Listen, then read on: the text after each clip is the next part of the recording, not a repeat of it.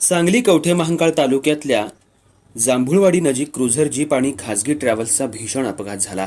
या अपघातात जीपमधील 3 जणांचा जागीच तर 2 जखमींचा रुग्णालयात उपचारादरम्यान मृत्यू झाल्याची प्राथमिक माहिती समोर आली आहे। मृतांची संख्या वाढण्याची शक्यता प्रत्यक्षदर्शींनी व्यक्त केली आहे। विजापूर गुहागर मार्गावर हा अपघात झालाय।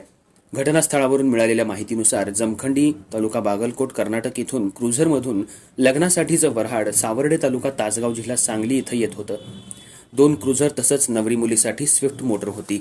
ही वाहनं बुधवारी सायंकाळी 7:30च्या सुमाराला विजापूर गुहागर महामार्गावरील जांभुळवाडी इथं आली।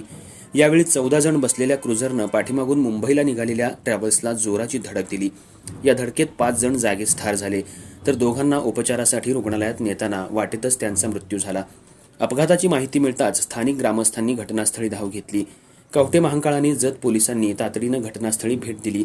जखमींना ढालगाव प्राथमिक आरोग्य केंद्रात उपचार करून पुढील उपचारासाठी मिरज सिव्हिल हॉस्पिटलला हलवण्यात आलं। अपघातानंतर घटनास्थळीचं दृश्य हृदय पिळवटून टाकणारं होतं। रात्रीची वेळ असल्यानं मृतदेह काढण्यात अडचणी येत होत्या। अपघातानंतर क्रुझरनं पेट घेतला।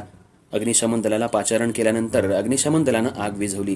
या अपघातामध्ये मृत पावलेल्यांची नावं: अनुसया विठ्ठल मोरे वय 60, नियोजित नववधूची सख्खी आत्या; भाग्यश्री संतोष आंबेकर वय वर्ष 17, त्याचबरोबर निवेदिता डुबाके वय 21 आणि उज्ज्वला शिंदे वय 21। जखमींमध्ये संतोष हवालदार, अनु हवालदार, सतीश हवालदार, चालक अंकुश पवार, समर्थ हवालदार, संकेत हवालदार, शांतर वासू, रघुनाथ सुरवसे यांचा समावेश आहे।